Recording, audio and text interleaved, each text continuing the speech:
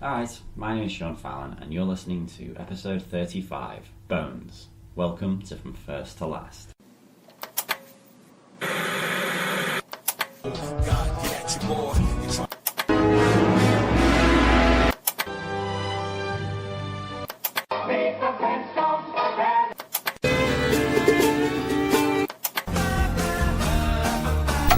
Hello again, and welcome again. My name is Sean Fallon. This is From First to Last.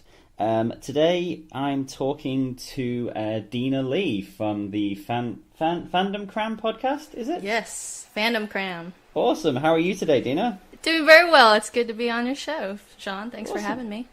It's good to have you, and as I was just saying to you, you're the first guest after a long break, so it's good to sort of get back in the going. groove. That's it, exactly. Yeah. So it's nice to get back into it. So, with that, what show did you choose for us today?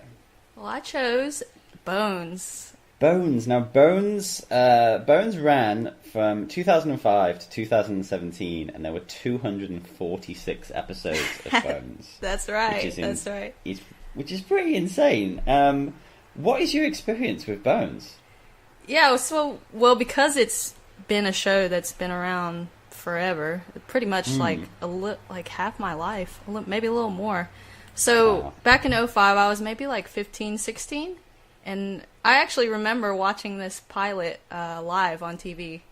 Okay. I think with my mom, because me and my mom were very big fans of Angel, aka David Boreanaz. So that's the initial why I kind of started watching this show, and since then it's kind of been one of those shows. You know, this is like pre-Netflix binge and stuff like that when this first came out. So this show was one of my shows that whenever it did come on TV, you know, I got so excited.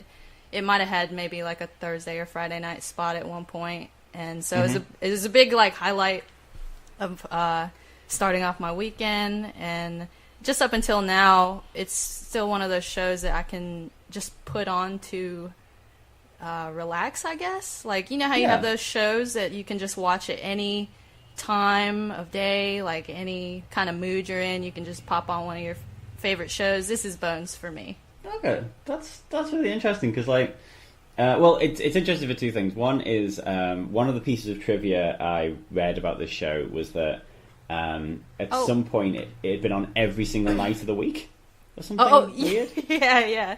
They still run reruns on TNT, like maybe 3 or 4 nights a week, or days a week. Yeah, it's such a weird show because I and the Angel thing in my notes. David Boreanaz is. I've just written Angel. I'm not writing. I know what this guy's name is.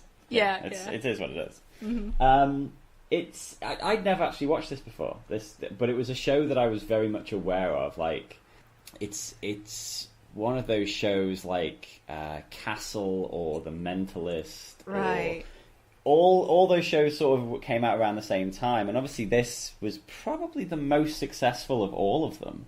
Like when I read that there was this many episodes and it had ran for this many years, I did think like, I remember it always being on TV, right? But not for like. I'm trying to think where I was in 2005. I was graduating from university. You know, that is a very, very long time ago. Well, obviously it's 12 years ago or whatever, but that's crazy. It is. I couldn't fathom it. Like it's such a long amount of time for a show that is like it would just I don't know. I always get fascinated by these kind of shows, like these sort of procedural like forensic and like centers around death week. a lot too. Like, you know, it kind of like it was, you know, 6 Feet Under in a way, and like even I know this is a strange comparison, but not so much. Dexter too. Like, you know, there's always a case in the beginning, a victim, a death in the begining, and you know, I always think that with this show, they always try to be. I don't know if it was apparent in the first and last episode because you know those are the extremes, but in the middle, the beginning of each episode was kind of like a, you know, comedic satire of somebody finding a body or something like that. So it's definitely it falls into that category of all those shows. And for some reason, and I think that reason is the cast and their chemistry together. This one was able to, run that amount of time, without getting, I guess, it's repetitive, but you don't get sick of it. So yeah. I mean, I think that's the thing as well. Like when you say like with the cast being so likable, and I watched a few episodes of.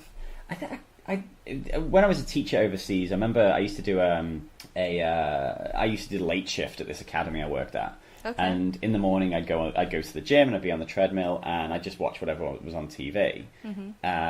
So I used to watch like Castle and The Mentalist and stuff like that. And there were definitely things I could dip in and out of. But I remember I watched like 3 episodes of The Mentalist one after another, and I was like, yeah, I get it. The guy's a dick, and he lies to people. I get it. I've got your concept. What more do you have? Right. And that was it. That was all he did. That's kind of how I felt about House. Oh, I'm sorry. Yeah. Oh, yeah, no, House is exactly the same. No, you're completely right. So, I don't know. This show, for me, it set itself apart in such a way that I did stick with it so long. And I did mention it's pre-Netflix binging, but I did drop off, I think around my college years maybe. I wasn't watching as much nightly TV and lineups and stuff like that, so I did drop off. But once it hit Netflix, because I believe 11 seasons are on Netflix right now, I binged like maybe seasons like 3 through 6 to 8 maybe, because I just couldn't remember all those seasons in order. So I had a refresher once Netflix hooked me up. That's good. Yeah. I mean, it seems like such an odd show to binge. Like, I think, like you say, it definitely seems like a week by week one, because you sort of like, it's Thursday night, let's see what they're up against now. But I don't think I could sit there and just be like, murder. Right. No, it is weird. Yeah. No, I get poked fun at a little bit by my fiance, because he likes the show. He likes David Boreanaz's character Booth a lot, and he said that's the only reason he can even put up with the show while I'm watching it. But it's definitely quirky, and it appeals to that quirky side of me with I like forensics a lot, even though I chose to be more of an artist when I was younger. I considered forensics a little bit, and even EMT type career. But so that stuff just interests me, catching criminals and whatnot. Yeah. So that's cool. Yeah. I think the thing is as well, which I found really refreshing with this, and just really from watching the first episode, we're so used to like that character of like the antisocial super genius who like doesn't understand pop culture and all that, but we're so used to it being a dude. It was really refreshing to see a woman in that role, and then see a guy be like the sort of person who's always a couple of steps behind. And that was great. I really enjoyed that.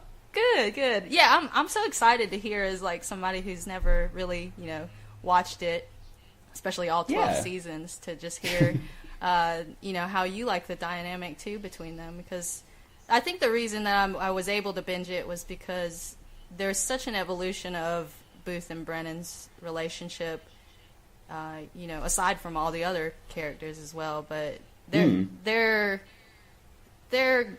not just their chemistry, but just their wordplay with each other and how they treat each other is really intriguing, and to see it progress over the seasons was, I have to tell you, they were my first ship.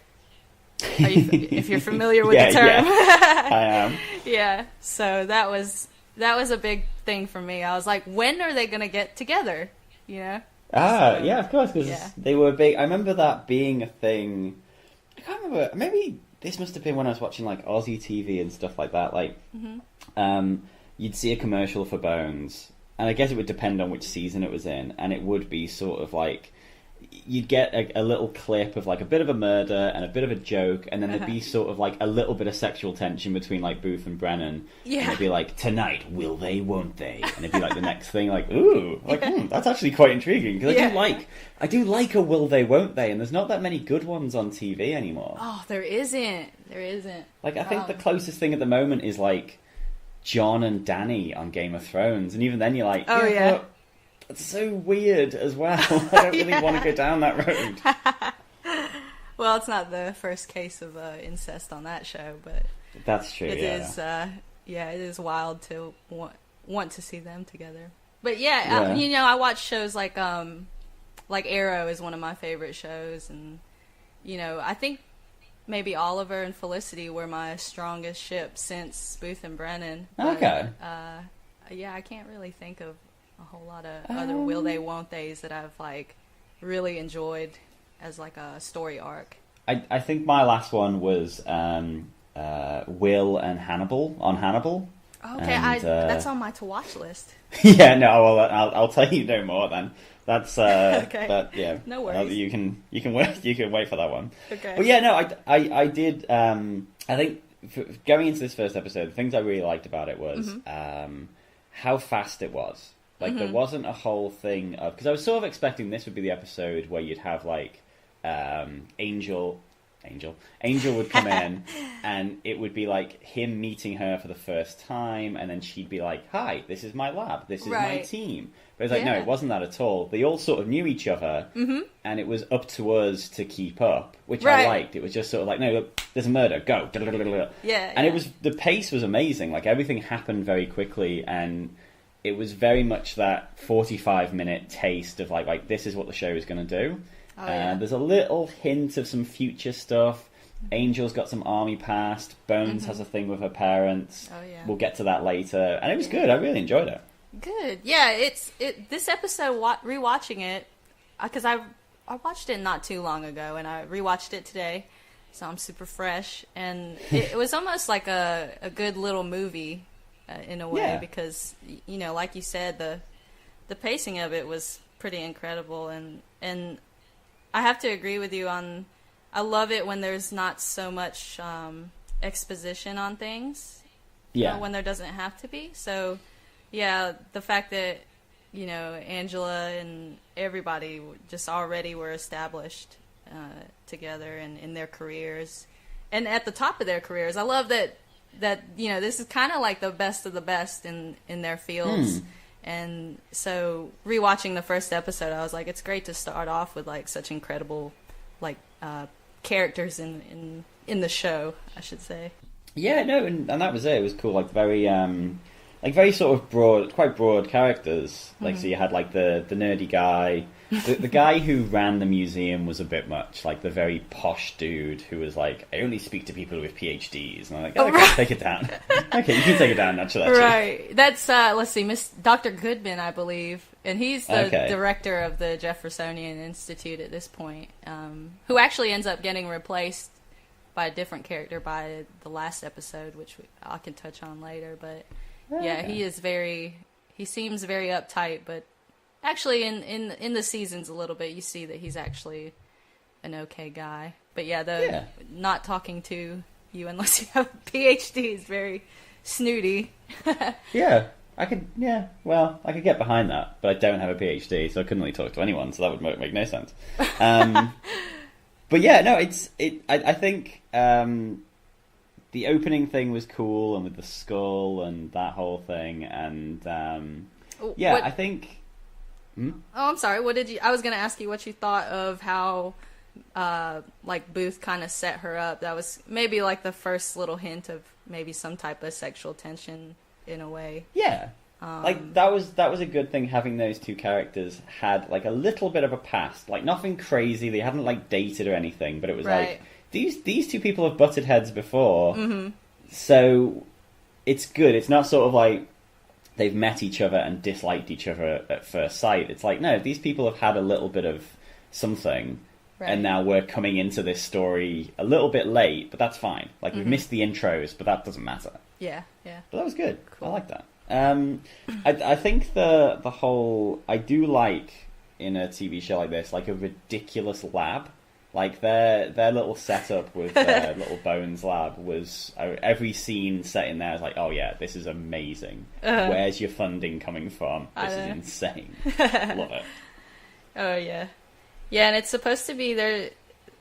the location that the Jeffersonian is at is in Washington, D.C., but they film most of this in California, if I'm not mistaken, and just use stock footage and stuff. But it's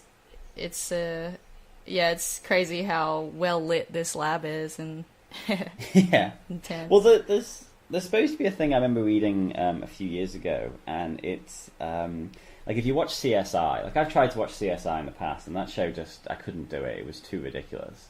But apparently, like, because so many people watch CSI, and because CSI is essentially science as magic, like the things that they can do, like where they're sort of like putting cameras into people's eyes to see the last thing they ever saw and stuff like that.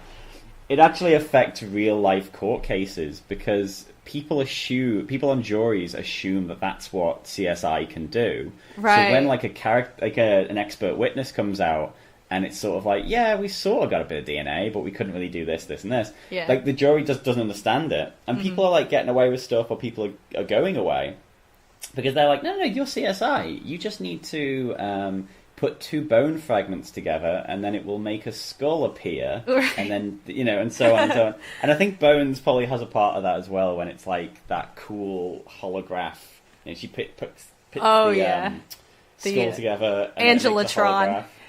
Yeah. And I always saw it first. Yeah, that is like their little. There's always some type of inaccuracy in any type of like science forensic show, and this is their kind of like go-to thing, is this Angelatron. So anytime you need, just something that sounds impossible done, Angela can do it on this. So, and I like the fact that she invented this thing, and she's controlling it and whatnot, but sometimes it does take me away just a tad from the show when they do something that's like, well, gosh, if they only did have this in real life, like, you're leading us on. Yeah, that's it. When they can kind of like, they do the little video of like, well, this is how she got murdered, and it's like a little video of her fighting with her assailant. I'm like, okay, so I guess they don't want to do the kind of trope of, like grainy flashbacks. It's like, oh, she fought, and it would like show her like in slow motion. It's like, well, we'll do this instead. We'll make it like a little bit. It's a bit Star Trek-y, but it is what it is. I mean, I think once you give yourself over to the show, it doesn't matter. The fact that she could put that skull back together from that pile of bones, that in itself, you should be like, well, if I believe that, I'll believe whatever happens next. Who cares? Let's do it. Yeah. Let's go wild. And as somebody who watches a lot of comic book shows, I'm very accepting of, these impossibilities. But that's it. That's why it's entertainment, though. Yeah, I mean, that's the thing. If it was just like realistic forensic work, there'd be loads of paperwork and loads of dead ends and all that. You're like, no, I just want to see like the most version of this show. I want to just see the idea of like people who do bad things get caught because of science magic. Right. Whatever. I'm happy with that. And if the main characters are really charming and look really good together, that also works as well. I'm also happy with that. Absolutely. But no, it was cool. I did enjoy it. There was some of the music was a little bit not on the nose, but like some of the scenes where it was just like, soulful acoustic guitar in the background while people were doing stuff. That was a little bit annoying. Oh yeah, that and that took me back because I remember when that song, it was a Howie Day song when she was looking at the bones, and it was that acoustic track, and I remember liking that song in high school, and that's how I know that they just stuck it in there to be trendy. At the time, which you can't blame them for a pilot episode. They're trying to get people real interested, and That was a popular song at the time, but no, it's I mean that is it's I think it's like as a pilot, like other than I think the music thing was very much 2005. Yes, but it did. I think the rest of it had aged well. It didn't feel real because sometimes with these, like I've watched a ton of pilots for this podcast, and you watch some of them and you're like, this is very much they were like. We need a quick turnaround on this show, and we need to put it out, and it's going to be very much of its time. Like, it's the cultural references are locked in. And because I don't know if it was Friends or another one where when I watched the pilot for that, I was like, God, some of these jokes, I had to Google them, because I didn't understand the references at all. You're acting like Brennan. I don't know what that means. I don't know what that means. But yeah, no, I think this could be a show that, with slight changes to the music and stuff like that, could come out tomorrow. If Bones hadn't existed and they brought it out and they said, oh, here's this brand new show we've got, I'd be like, yeah, okay, this still works. I think most of it was good, kind of almost timeless in its own way. Yeah, I agree. Now, go ahead. No, please, go for it. I was going to ask if you had watched, because I haven't really watched any of this, but did you watch X-Files? Yeah, loved it. Yeah?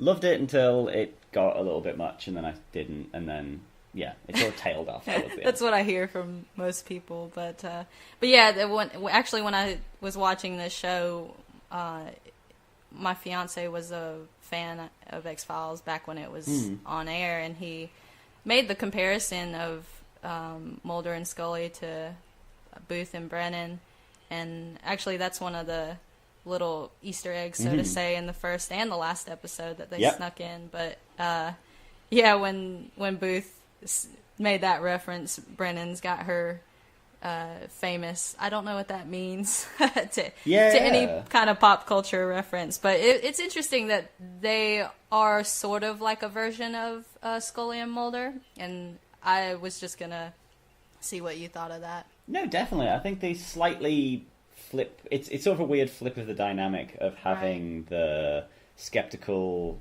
character be the man instead of being Scully, but then at the same time you've got the weirdo is again they flip that around. But then in the X-Files, Scully was a medical examiner, or was she a doctor? I don't think she was a doctor. But she'd do all the autopsies and stuff like that. So she was the one who was always in a dead body getting all dirty. Well, Mulder was always very cool in a suit, just sort of swanning around, but had a shady past. And it was cool. I think they've taken those tropes and they've sort of remixed them and said okay, well, we don't want to do straight person for person, but we can take half of this and do that. Yeah. And I think it works. It's a good... It's one of those things that isn't broke, so you don't have to fix it, but you can sort of still kind of add some things to it and move it around. Yeah. And it is something that I was saying this when we did the X-Files episode, that sort of trope does need to exist. There's always a version of that on TV. So you had X-Files, you had Fringe, you got this. Briefly you had Sleepy Hollow was sort of like that, but not really. Right. And when it works, it's genius. Blah, blah, blah. There was a... Oh, team up. There was a Sleepy Hollow Bones team up, by the way. I just had to... Yeah. So... In their many seasons, whenever, Sleepy Hollow came out, I think it was by their second season, they did a mashup episode. So they did an episode of Sleepy Hollow and then an episode of Bones, or it might have been the other way around, but they were a two-part story together. What? Yeah. So... It's wild. So that changes Bones for me then, if the idea is while Bones is happening, the Headless Horseman is also exists somewhere in New York in the world. Right. That's changed the game a little bit. Yeah. But yeah, I think that sort of male-female dynamic, will they, won't they, one's quite straight-laced, one's a little bit wild. Yeah, I think that's always something that works. If it's done well. Yeah. I mean, you do see a lot of them where it doesn't work. But X-Files, Fringe, this, Sleepy Hollow for the first season, and then it sort of just lost its way. But yeah, I think that is it's a great comparison to make, and one that the show clearly wants us to think. I know, yeah.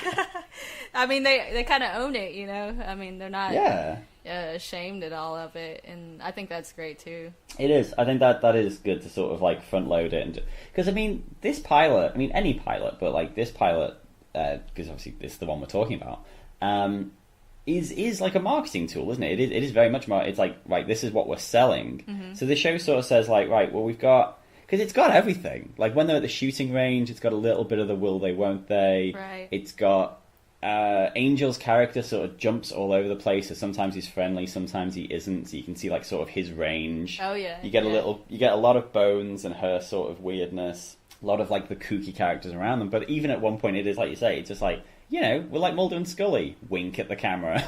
X-Files. You remember that? That was ace. Yeah. So yeah, no, it's good. I think it was good, and it managed to tell like a complete story that made me want to watch more stories. Like it was a thing of like, okay, so this is what they're going to do. Okay, I could watch more of this. Right. It's like comfort food. Yeah. Yeah, they give you just enough to want to hang around, and that continues definitely throughout each season. Yeah, it seems as though I did have a little bit after watching the last episode. I went on Wiki and I had a little bit of a look at like different sort of plot threads, because I was like, I need to see why this dude's in a wheelchair. There's a character who was in the first episode who's vanished, and so I just need to have a little bit of a look. And it does look as though the show manages to do that thing of having case of the week, but also sort of some overarching plots that run through, which is cool. I think in this day and age of like serialization, I think you do need to add in like that extra element. Like, I mean, X-Files did it. You always had, you know, Mulder's sister went missing. You know, you always came back to that if you needed to remind people that, you know, the show followed a thing. Yeah. And then with this, like the parents and the sniper thing and all that stuff, it was good. I really enjoyed it. I didn't actually expect I was going to. So I was like, there's going to be another mentalist, but it wasn't. Right. Well, I'm glad, because, you know, it's kind of like mixed. I feel like people are mixed over the show, although it does have a strong fan following. I mean, this cast has been to Comic-Con and stuff like that, and you know, so it has a huge fan base, but yet it's still like some people don't like it at all. No. So, which, you know, obviously is any show, but this one I think is a little bit more mixed than I would guess for being such a popular, successful show, if that makes sense. Yeah, I think because like the central concept being like you say, it is sort of like a case of the week, one of those procedural shows. So I think it was just a thing of like anyone who watches TV regularly has a moment where they see a commercial for Bones and other shows as well, but specifically Bones, and just kind of goes, "This is still on." You know, like they're still running with this. Like when I saw there was 246 episodes, I was like, "Wow, that is nuts." Yeah. I was going to ask you how many usually do the shows that you do, how many episodes are there average, I guess? I think the average is it's usually between like 60, well, I mean, depending on how long the show ran for, but it's usually about 60 to 100, I'm just having a flick through my notes here. Yeah, 60 to like 150. Like, it tends to be like sitcoms, like I'm just looking here, Parks and Rec was 125. I think 30 Rock was 138. 246. I think How I Met Your Mother was like 200 odd episodes. Yep, 208. See, that's one that I was like, this went for that long? Yeah, and I watched all of that. And I was like, I'll never get that time back. Aww. It's amazing. Yeah, it's tough. Like, oh, okay, yeah. Wow, it's mad. I think this might be the longest running show I've done on this, because like The Office was 201. Okay. That's insane. It is. I was about to say it's ran twice as long as most of my favorite shows. So that is quite a run. That is an incredible run. That's an incredible run of TV and I can sort of see it when it's a sitcom, because you can sort of keep adding characters and moving characters around and like grow and grow and grow. Like, yeah, because I mean with this it looks as though they reduced the cast. Like by the end it seems like a lot of characters have vanished. But yeah, no, I think it's amazing for because I mean I guess CSI's been running forever, but CSI, they keep changing who the main characters are. They keep moving to different cities and stuff like that. Yeah. But this looks very much like it's it was all in this same place, same main characters. There wasn't a point where they kind of like replaced Booth for a couple of seasons or anything like that, or right. Yeah, but it's an impressive feat, and I think no other show that I'm looking at here ran even remotely as long. That's crazy. Yeah, it's an impressive feat, and I think people sort of like, if they haven't watched the show and they've only seen like commercials or they've only seen like the front of a DVD case, they are like, what more can this show say? But honestly, it was saying tons because people were watching it and it was hugely popular. Yeah. No, and I think the writing, like the dialogue, there's a lot of, crime catching and stuff like that. But, sometimes even in the later seasons when we're just at like Booth and Brennan's house or something like that, I really like their whoever writes their scripts and stuff, like they do an incredible job of just capturing a lot of like our humanity and our questions of morality. And so I know that's what really captured me to like keep watching this show that essentially is the same thing over and over. But the evolution of like their families and their as mentioned in episode 1, I think it was Booth that said about Brennan, for somebody that hates psychology, she sure has a lot of it. So, that's a great line.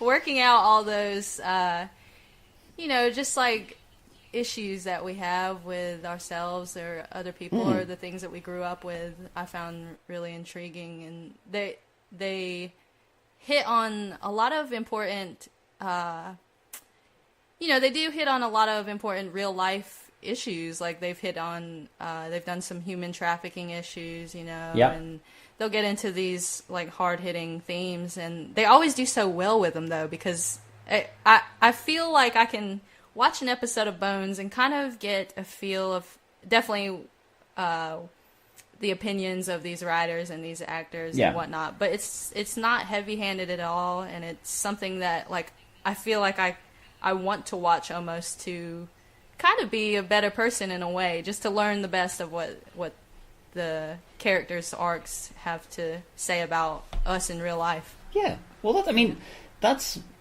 great, because like there are shows like that where they run for so long. I can remember. Did you ever watch ER?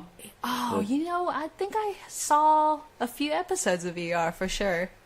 Yeah. Yeah, that was one that I used to watch it with. I used to watch it with my mum. Like I guess in high school. Yeah, it was one of those like, and it was actually quite handy because my brother is an engineer, and he worked in a hospital for a few years. Oh, okay. So we'd be watching it, and they'd say something, and I'd be like, "What's that?" And he'd go, "Oh, it's a machine that does this, this, and this." And I'd go, "What's that?" Like, okay, well that thing changed it, So he was great to have like a medical translator. Yeah. But that was a show that ran for. That probably ran as long as Bones, or maybe even longer. Probably. And obviously they completely recycled the cast of that show a few times, like.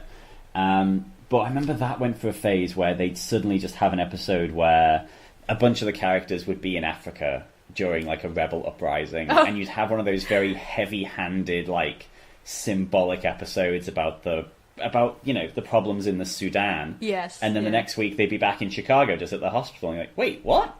Why? And then.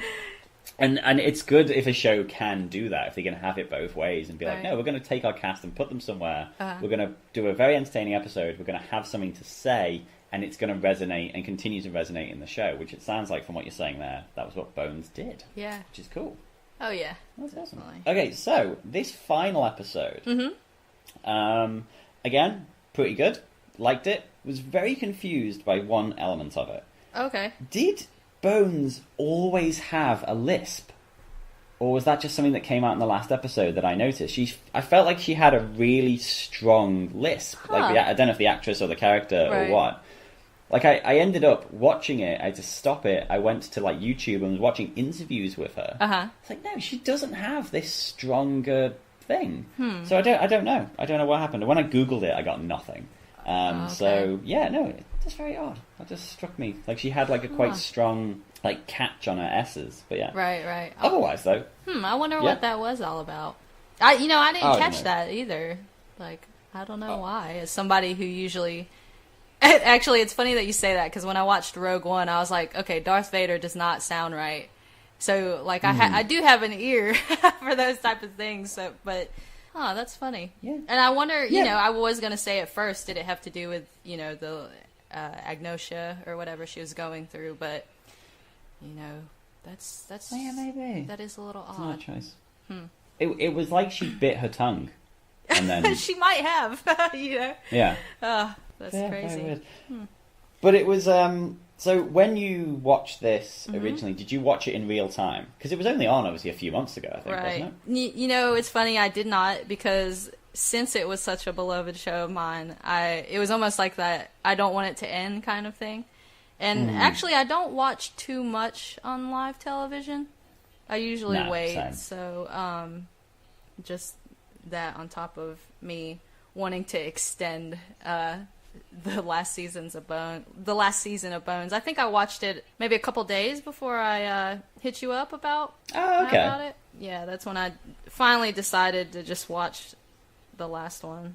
Actually, the last two, because they were, if you know, obviously it started off kind of a continuance straight from the last one. So the last two were kind of like, you know, together in a way. Well, I was quite lucky that I got, when I watched it, I got a previously on Bones. I was like, okay, right. This is, if I hadn't got this, I would have been so confused. Oh, I know. Actually, I was thinking the same thing when it did the recap. I was like, hopefully, you know, this gets Sean up to par. Yeah, so it was. I sort of managed to put it together in my head. Like it was, it was good. I think. How was it for you? Like watching it as how well did it work as an end to such a long era of television? Well, you know, I'm kind of like a little baby sometimes. Like Bones is known for making me get a little teary-eyed at certain scenes. So definitely, like, you know, they definitely hit the emotional mark for me with certain, especially towards the end of the last episode. There was like a little montage, and a lot of little Easter eggs of little trinkets and stuff that they were all kind of reminiscing over. And if you hadn't seen, you know, or like me didn't remember some of the episodes that they were referencing back to, you kind of go back and start reminiscing yourself. But I thought it was good. You know, it almost felt, when I first watched it, I felt coming off of it like, I felt like they were like, you know what, it's our last episode, and we do want to, you know, kind of go out in a good way, but, and I was just about to say we want to go out in a bang, but that is so ironic. But I felt like they were kind of just writing another episode with just a little bit of oomph being the finale. Like, I didn't feel like, you know, it was this huge end to something. And I think they tried to convey that, obviously. But other than the giant explosions, it was a nice, like, peaceful ending, I'd say. So I liked it a lot. Yeah, it was good because, like, again, obviously with this podcast, I watch a lot of like final episodes, and there are some of them where they really sort of front load the fact that it's the finale. Like the US Office, I don't know if you watched that, like the final episode of that is such a final episode. It is like it's just this big victory lap of like all these characters come back, and then the final scenes are just like all the characters just sat together talking about how much fun they've had over the years. And it's very much like they're not trying to tell you a story or anything. It's like, no. This is the final episode. Right. Enjoy. Yeah, you know? Whereas, this was very much a sense of like, it was... if you took out, say, like, the big... the montage with all the little, like, you know, like the Easter eggs and the callbacks and all that. If you took that out, then it could just be like the season finale. Yeah. And then like the next season would start and they'd have a brand new lab, or you'd have a season where they worked somewhere else, you know. Which is good, because I sort of sometimes like that with a show where it's a sense of, I can't remember who this was. I think it was another guest I had in the past. I think it was a guy called Gravity Beard. And he was talking about The Wire. And he said, what we're watching is just a chunk of these people's lives. Yeah. And when we leave, they're going to keep going on without us. And, you know, we had a little moment with them and that's it. And that's how I felt here. It was like, yeah, you've had 12 years of like seeing these characters go from this to this to this. And they're going to keep going now, but you need to move on and do something else. Right. You need to... Yeah. Which I like that sometimes. I think that's a good sort of ending where it's like, we're not trying to do some big end of the story, because people's stories don't end unless obviously they all die. Right. So it's like, well, everyone hasn't died. We're going to keep working, raising our kids and all that. You go back and you do your own thing. You go off and get married and you know, go do your podcasts or whatever. I like how they kind of set it up as, you know, you can almost... if you want to continue, not into detail or anything, but just know that their stories continue in your head even. Like, not that, you're going to sit there and write your own Bones episodes or anything like that, but, just knowing that, well, first of all, I was very scared that somebody was going to die in the final season. But luckily, as I was coming towards the end, I could see that they weren't quite setting it up for that. Or I should say, like, I was worried they were going to kill Booth or Brennan, I guess, because they do kill a lot of main characters, I would say, or at least secondary characters, but it's never in a way that you get so mad at the show. You know how it kind of some shows turn you off real bad when they kill off a character in just a horrible, like, untasteful way. Yeah. To the story. No, definitely went sort of, Yeah. But it was so nice to have them all alive and, continuing their families. I liked Cam's little surprise about how they're adopting some kids. And now Cam, she was the one who replaced Dr. Goodman as the director of the Jeffersonian. She stepped right in after him, and it was funny because she was very uptight too. And she kind of loosened up, or just you saw the better side of her as the seasons went by. But she was definitely a neat addition to the show. Yeah, no, it's good. I mean, I think it's cool to sort of again, like I say, to have like the sort of main group of characters at the end, and it be and I say it was more women, and I mean, this is very much. I think it was from what I could see of it, it felt, very feminist, very much like powerful women doing their thing, which is always good to see, and something that kind of like I sort of lull myself into a false sense of like, oh yeah, that's on TV. There's quite a lot of that now. And then when you actually do see it, you're like, yeah, no, this is brand new. I haven't seen tons of this. This is, like I say, like when I was first watching it, it was so nice to have the Sherlock character be a woman, rather than having like the mentalist thing where you had like, okay, I don't actually hate the mentalist that much, but it's just going to keep coming back up for some reason. It's okay. I know how that is.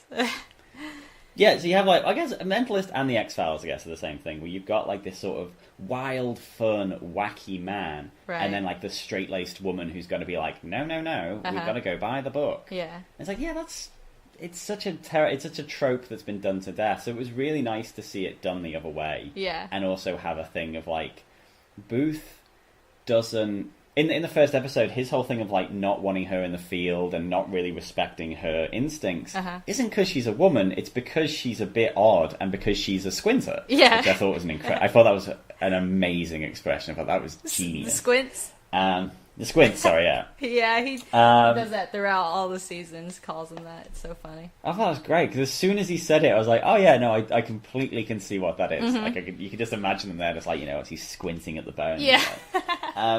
And that was good. Like, there wasn't a sense of, oh, he's looking down on her because she's a woman. He was just looking down on her because he is, a shoot first, ask questions later, kick the door in FBI guy. Right. And she's some nerd. Yeah. And he's like, nah, you're just a nerd. I got work to do. I got crimes to solve. And I thought that was really refreshing, because I was waiting.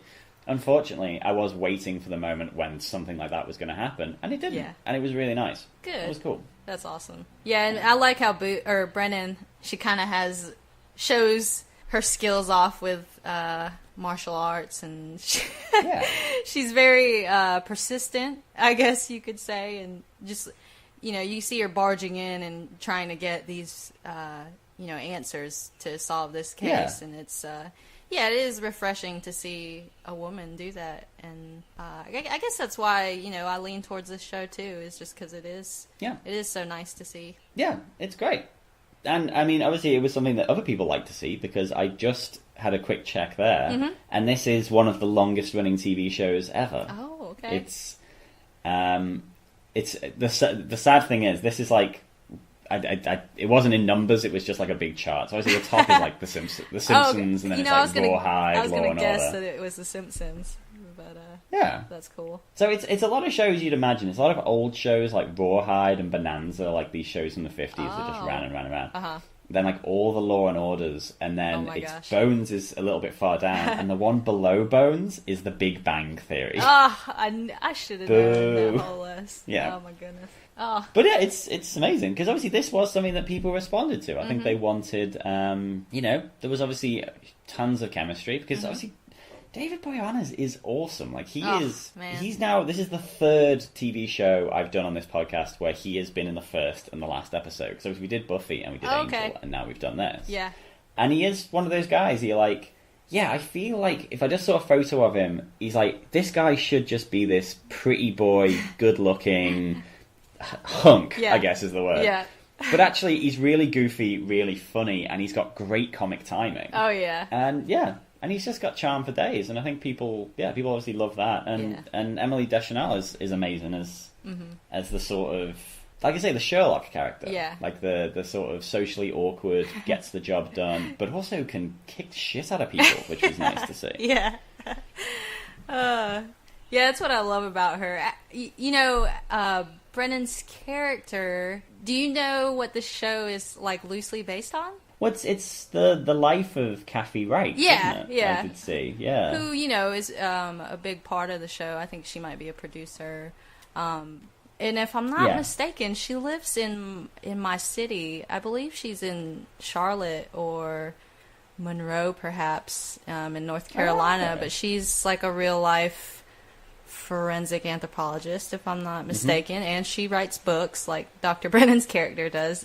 She's basically like a flip-flop, another flip-flop in the show of Brennan writes books in the show about Kathy Reichs, and then, Kathy Reichs writes books in real life about Dr. Brennan, who is in the show. So it's quite a neat little triangle. That's cool. I do. Yeah, no, that's cool. I like that. That's things like that, little clever little things. Right. I do always like that. Yeah, so, that's cool. Yeah, I've always wanted to kind of find her and just be like, I love bones.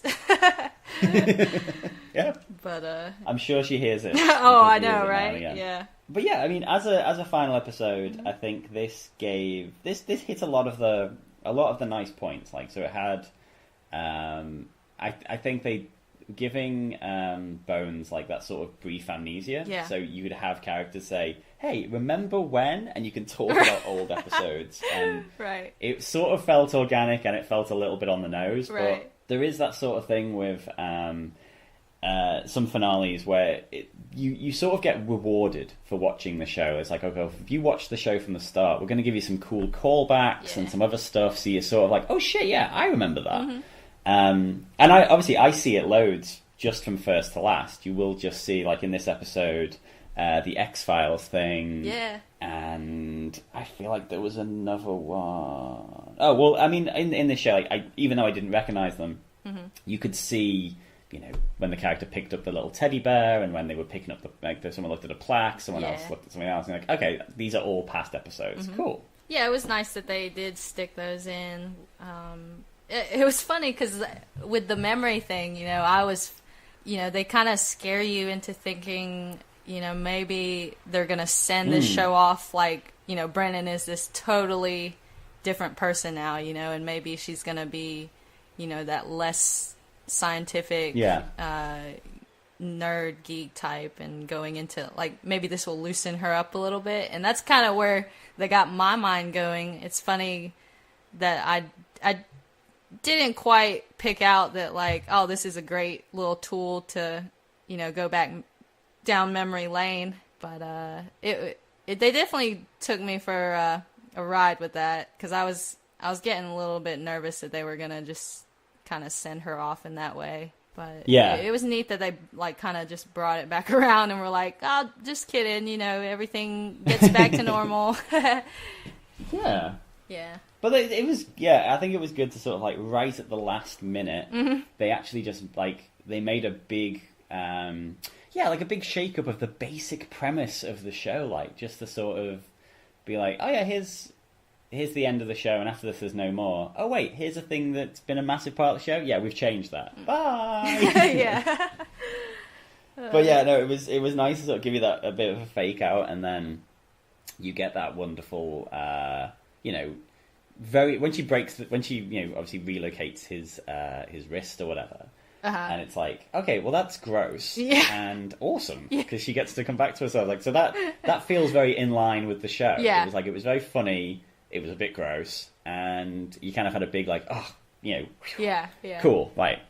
That's a great ending. Oh yeah, that's good. I mean, yeah, and she does that a lot throughout the seasons too. Like when she can just like feel somebody's arm and be like, oh yeah, your ulna is dislocated, you know, and she'll like fix it. She's done that before to Booth's back, so even just seeing that, knowing that she's, you know, done it so much in the past, it was a big sigh of relief to have her come back, snap back.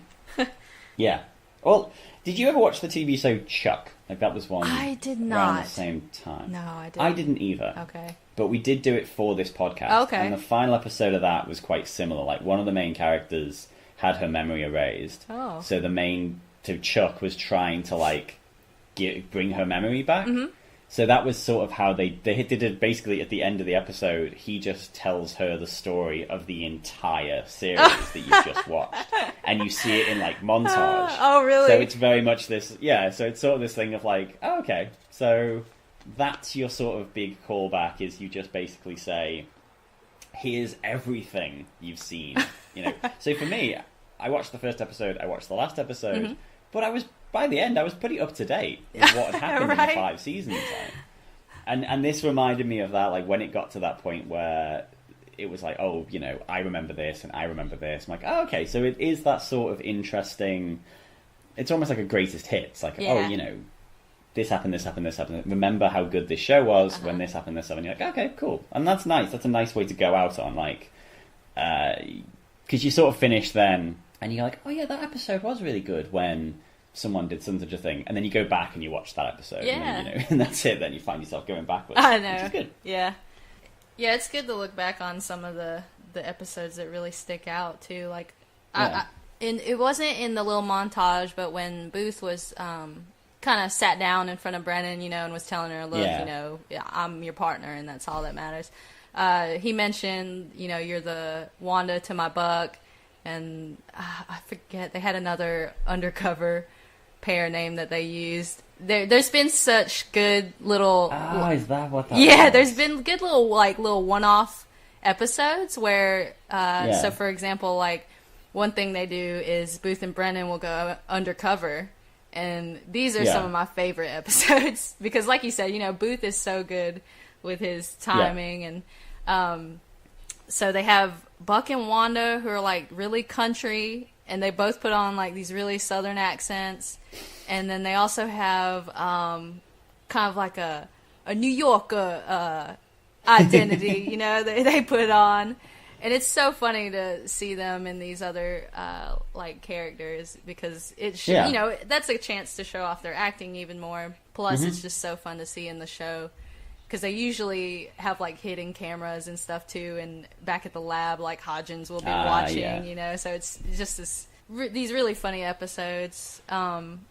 Also, one thing is, like, they do, like, little holiday episodes every now and then. I know they've done a few Christmas ones, which there was a callback to that with Dr. Hodgins' picture with Zach. That was... I think like season 1's Christmas episode. They've done a Halloween episode, which is hilarious. If you don't watch Any More Bones, at least watch I think there might be more than one, but you'll know which one I'm talking about. Okay. But I'll check that out. Yeah, they do these like really funny... Oh, actually, they've done even like a musical episode where it's like they've gone back to the 50s or something, and I think Booth plays like a criminal. So it's like they're really opposite of what they are in real life, yet they have some of the same morals. So that's really funny to see. I think Brennan's the cop in that one. That's cool. Yeah, so they've done crazy stuff. Well, that's good. I mean, when you've got that thing of like, you've got these talented, you've got this talented cast. Yeah. You've got a big fan base. You can go wild and be like, okay, well, let's do some nuts stuff. And I mean, imagine that, like, if they're going to Comic-Con, you can sort of imagine, like, their hardcore fan base is pretty hardcore. Yeah. Like, so they're the kind of fans who are going to, like, be, like you say, shipping them on Tumblr and wanting to see them sing and them dance and them do mad stuff. Right. And that's cool, because, like, there are shows where, you know, they stay straight-laced and I'm very serious the whole time. Right. And you're like, yeah, just loosen up, and you know. And I'm not. Am I talking about The Mentalist? I think I'm talking about The Mentalist. Yeah. Probably Law and Order too, right? Yeah, you know, it'd be cool to kind of see it break out a little bit. Right. So yeah, anything else to add about this final episode? Before we wrap up? I just have to say that the music was better, I believe, for this episode. It was. That is true, and yeah. I really loved the song that they went out with, which I believe was John Lennon's Out of the Blue. But it was just the perfect song to end Bones with, and the lyrics were so perfect, being Booth and Brennan were in the scene. So I'm glad that they chose that song instead of, some kind of pop song that's popular now. Yeah, that's it. But, yeah, no, it was... in all honesty, when you said Bones, I was like, oh, let's see how this goes. But yeah, no, that was a show I enjoyed. Like, I think it definitely had... I mean, obviously, it had the chops to be one of the longest-running TV shows ever made. And I don't think it was one that sort of limped to a finish, either. Like, it doesn't seem as though it got to the point where it's like, okay, this has been cancelled. Right. Because, obviously, there was that whole thing... Obviously, Castle got cancelled, didn't it? Like, a year ago or whatever. Under sort of a whole thing of like cast members getting fired, and just the whole thing just collapsed on itself. Whereas Bones, it was like, yeah, no, this show is super popular, but we've been doing it for 12 years. Yeah. Let's just wrap it up and go home. And I can see why. Like the little clips I saw, I was like, yeah, this looks like a show that would have just run and been fun as shit. And cool. Yeah. No, I like that they ended on their own terms, and that we did get like a conclusion on their behalf. I'm glad it didn't get cancelled. That's great. Yeah. Okay, well, Dina, where can people find you if they wanted to find you on the internet or in the podcast world? So I'm on the podcast Fandom Cram, which is on iTunes. You can go to our direct website with all our episodes, which is fandomcram.podbean.com. And we're also on like most of the platforms like Player FM and Stitcher. You can find us on Twitter at FandomCram. And I think we also have a Facebook page and an email, but all that's on our website and stuff, so I don't want to overwhelm you. Do you have anything interesting, exciting coming up, or just all good stuff, just the usual high quality? Well, it's funny, I've been on sort of a hiatus too with our podcast. It's my best friend Stacy and I, basically we would just have conversations that we have anyways. But we're big nerds and stuff and artists, so we tend to stray towards like comic book and animated things. But we are looking to put out something on Wonder Woman. We're thinking about maybe like a commentary track for our first time ever, but that'd be amazing. We'll see. And I think we're gonna definitely do some Game of Thrones and Orphan Black episodes, because those are. Orphan Black just wrapped up, and Game of Thrones is going on now. So, yeah, look out for those things if you're into those. Cool. Well, I actually Orphan Black is one of those shows that like I've been dying to get started. Haven't watched it, and now that it's finished, people are starting to talk about it in terms of this podcast. So I've got to decide what I want to do. If I want to like watch the first, watch the last, and then fill in the middle, or kind of tell people to go away and watch it by myself. So I've got to decide. That's going to be a tough one. Well, it's only 5 or 6 seasons, and they're not like, I think it's only 13 episodes. I'd say if you can watch it all the way through, but I know how it is sometimes. Well, yeah, we'll see. I mean, maybe I'll start watching it and be like, yeah, this is amazing. Right. And I'll blitz it, or I'll get 5 episodes into it and be like, yeah, okay, whatever, let's see what happens. Yeah. So, we'll see. Cool. Awesome. Well, for me, you can find me at First Last Podcast on Twitter, or email me directly at fromfirstlastpodcast@gmail.com. We are now back and making episodes, clearly, as you've just listened to one. So, yeah, come find me. Dina, thank you for coming on. Oh, it's been a pleasure. Thank you so much, Sean. Of course, at any time, and obviously come back, and I look forward to that Wonder Woman thing. That sounds really awesome. Cool. But yeah, awesome. Well, thank you very much. So, my name has been Sean Fallon. This has been From First to Last. Goodbye.